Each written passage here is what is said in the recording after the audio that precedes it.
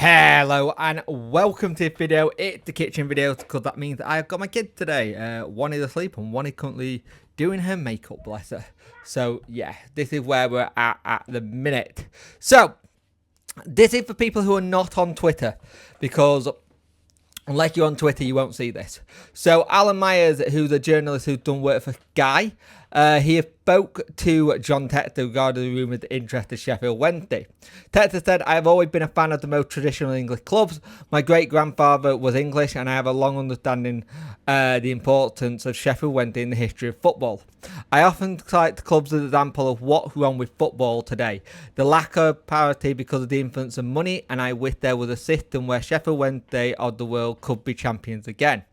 Whenever I talk about how I think the system should be better, I often use Sheffield Wednesday as an example. Big traditional club that deserve to be champions, or at least the opportunity to be so."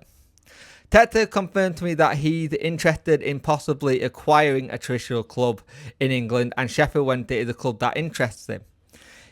He said, "It's true I'm looking for a traditional club to buy or with which I can partner with. I have not spoken with anyone at Sheffield Wednesday yet. I am monitoring the situation and hoping to have a better understanding of it."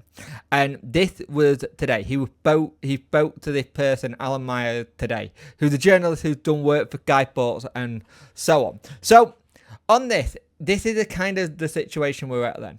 So basically, he has said that he is looking at a club, and he's made no secrets of this. Let's be brutally honest, he has made no secret that he wants to have a club in England and not necessarily be the full owner.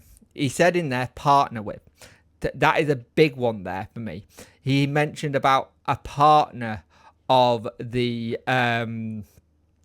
club. So it kind of what they're saying, because if it's a partnership, that means it'll be part of a group where he's involved, similar to what he was at Palace. He was one of the people involved. So maybe it is a case that we use his Eagle football to bring players in like he wanted to do at Palace. I don't know if he did come in.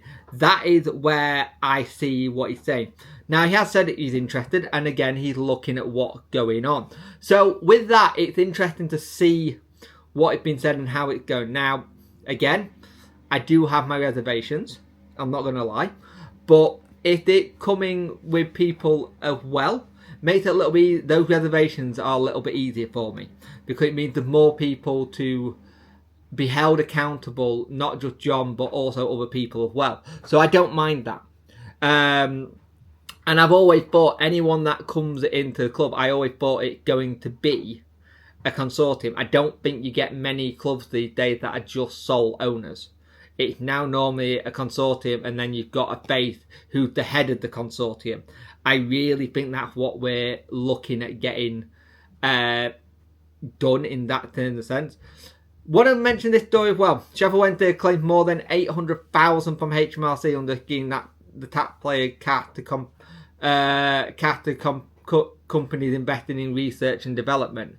Now, apparently, depending on which part of it's true, it could be anywhere from 3 to 6 million, depending on which part of the scheme it's used. Now, the thing with this one, the accountants said they never comment to press, who did the audit for us. So that's that. But here's the thing. It all depends on what part of the relief claims have been used.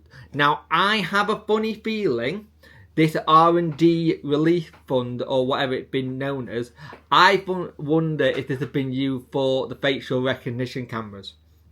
I wonder if that's how we got the cameras in and done it that way to get the technology there. But when they could also use it for data analytics, they can use it for performance technology as well. You can do it from bits and pieces. So clubs can use it. Now, it does make you wonder what other clubs have gone and used it as well in the past. But if there's something there that a club or a business can claim, they're going to try and claim it. It's part of business. But I'm just wondering if this money has been used for the facial recognition cameras more than anything. That will be my guess. But it is that whole thing where this is where we're at the minute. There's been a really good piece by the BBC, and I think it was ITV. I think it might have been ITV and BBC combined, but I think BBC, the one that I saw, speaking to football fans about Wednesday. Gaz, who's very well known on Twitter. If you don't know Gaz, he's a lovely bloke, by the way. Got people together to speak about the club and what it means to them.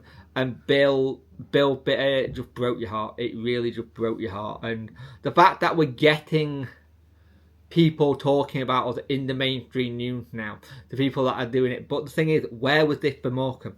Why has this not been done for Morecambe? Why are not more things talking about Morecambe as well? I don't want it just to be us. Morecambe in the similar, if not worse situation, and they need to have spotlight put on them as well. Please, please, please, whoever's in the media, let's do something similar for Morecambe and make it keep banging on about it. The problem with modern day football is Guy Sports News talking about Isaac to Liverpool and he's gone to training and stuff like that. Great, but that's not the big story. The big story is that a club of 105 years is going to go bust because of an idiot owner once again. Now, we're going to have to see what happens next. I think a lot of stuff is going on at the minute, but John Textor is interested in Sheffield Wednesday. He is interested in getting an old English traditional club. This is something that he has made very, very clear. But it's a club that he's got strong interest with, so we got that. This is where we're at the minute. So we got it, and again, this is very similar to if I want to buy a house. I can be very interested in a house, but if that person has a valuation that I don't meet, or there's a valuation that I have to negotiate on as such, say I need to negotiate a price to work better so I can get my mortgage. Similar thing with Wednesday. We all know what the valuation in air quotes is, what they want is interesting. Also, another big one, I don't know if anyone picked up on this. I know a lot of people on Twitter has. The Bangkok Post have done a piece on Chansiri. It is now hitting his world now in Thailand. He's now starting to get put into their media cycle, which is even more pressure on him. It's okay getting it over here, where I don't think there's much. He's like, yeah, all right, fair enough. But if it starts hitting home as well, that's another story.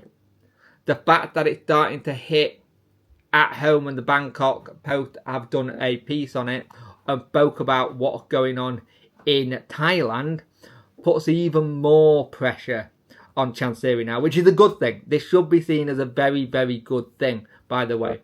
The more pressure on him from each and every bit is interesting. So we will see what happens there. So maybe, maybe not. But the fact that the pressure from his home country as well helps a lot. They are making it very, very clear over there that he's not great at the minute. The title that they've got is Dapon Chansiri and Sheffield Wednesday Broken Dream. And it's quite telling. It's quite telling that they have now started to put pressure on over there now as well. So the fact that it's there, that's fantastic. So let's see what happens. Hopefully Sheffield Wednesday get some sort of situation that helps us a lot better, but again, we just gotta wait and see now. Playing that waiting game to see what happens, and also let's try and hope someone can get in and the deal for Morecambe can get done and they can get sold and move forward as well, because it's just criminal what both the Bond Group and Chansiri are doing to clubs. It just is. See you in a bit. Like, share and subscribe. I much appreciate it. Like and help the algorithm. Share and gets in front of people's faces. And subscribe and let me know you like the channel. Hit that subscribe button, by the way. It's free. Completely free. You don't have to pay anything. And I am getting ever so close to that 5k. I'd love to hit 5k by September. But it's a big act. I think I've got 100 or so left to go. So we'll see. Speak to you soon. Bye.